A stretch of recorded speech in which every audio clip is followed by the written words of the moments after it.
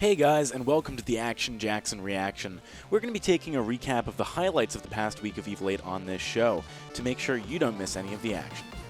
Last weekend was the first week of the second split, and had some great upsets. The first game to highlight is SK Gaming vs Snow Tsunami. On paper, Tsunami looked like clear favorites, but as you can see from their Game 2 performance, SK certainly has the potential for an upset. Keep an eye on them moving into Week 2. Going down, PT Lamb having land a good amount. The Solar Storm comes through, but no one has died yet. Wrath is going to take his first blood, and Sisiska going to be the next target, actually going over to Ponchik here. And finally, Lance picking up the 8. Also of note here is the lineup Tsunami is playing with. Araxi wasn't playing last weekend, and Tsunami's constantly shifting roster is something that could be very good or very bad for them moving forwards. Towards their team, one shot, one kill does actually land, and there is a Suri Strike into forward barrage. They pick up a first kill. Wrath is the next target. Cream also on the radar, and Wrath rolls away, potentially to safety behind the crystal turrets, but it is Cream that will pay. Match 2 featured Snow's other roster, Snow Avalanche versus Team Supremacy. With both teams rising up through the challenge battles to win their spots in the Evil 8 for the second split, this was a great chance for one of the newcomers to make a deep run through the brackets. And as you'll soon see, Avalanche did just that. Alex, he does get the final kill with the basic attack. It's a support versus support fight, and Finn is looking very healthy here. Does get locked up by the Polite Company. Death from above will come down here, but next, let's have a look at Mousesports vs Gangstar's Cerberus. In classic Mousesports fashion, Game 1 was a back and forth brawl that all came down to one final push.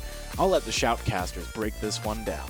Supposed to try and finish this Kraken off before. I think it's Impale into suppressing fire, right?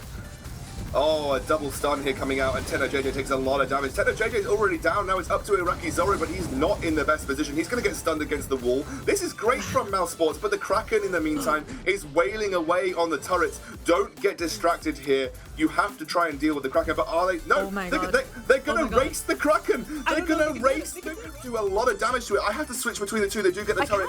And there's actually a couple more attacks for the Kraken. Can they do it? Can Mousesports beat the Kraken? They have. Mousesports have beaten the Kraken in an absolute last-ditch attempt. They ditched. Even though Mousesports had a heroic effort in Game 1, Gangstars was able to come back and reverse sweep the series, showing one of their best performances in a while without Leon on their starting lineup. One shot, one kill, manages to get the snipe there actually onto Great Kali, and also Asta eventually going down to Lyra, but oh my word, Gangstar's server. Very low there. Great Kali going down. Keanu also going down. That's such an easy. Although Team Secret was able to dominate Snow Tsunami in their semifinals, I just had to show this clip. Comes out and it steals it! One shot, one kill, and the Earlier, I mentioned that Snow Avalanche made a deep run through the brackets, but I didn't say it would be easy for them. Game 1 of their semifinals versus Gangstars, Snow was able to dominate with a very unorthodox Kestrel build, but they had less success in Game 2, pushing yet another series to a Game 3. Camo does get a bit of health back here, and now they have to deal with Net Toilet, but TechnoJJ in the backline has to be respected. One shot, one kill comes through, and actually that's a very low set of Gangstars members, and Techno and Finn go down. Even though TechnoJJ had a crazy game on Kroll, Gangstars could not break Snow Avalanche. In their first week in the Evil 8, Avalanche made it to the finals.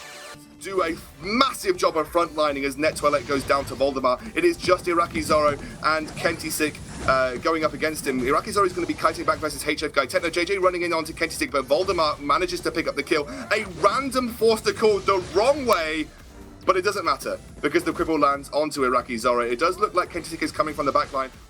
In a lot of ways, Team Secret is the final boss of Europe. Avalanche had their work cut out for them, and in Game 1 you could really see the pressure mounting from Team Secret. And forcing them away. He goes in with the Suri Strike, but Kentisik knocks him back with the Afterburn. Mowgli now on the Catherine, trying to get the first kill of the game. He does get the first kill of the game, and Kavalapar and Palmatoro are going to collapse onto H. It's a good time for them to engage, and if they can land the double silence for them, that'll be really good for them. Absolutely, but we have a fight going on. Kavalapar getting taken very... Not only did Team Secret play very solidly in Game 1, but they brought out their creative side moving into Game 2, picking up a lane rhyme for Kavalapar. Oh boy. Oh, Secret's just about to elegiggle them. Needless to say, it was super effective. Team Secret took their third straight week at the top of the Evil 8. They actually get hooked back in here, but you hook a Rhyme into your Celeste. I'm not sure that's exactly what you want. Palmotoro now going toe-to-toe with Kenty Sick. They do pick up the Celeste here, and HF Guy is the next target. There's no way he's going to get away. Mowgli now. This wraps up the European recap of the first week of the second Evil 8 split for summer. If you enjoyed this, make sure to check out the North American recap and tune in for next weekend's Evil 8 action.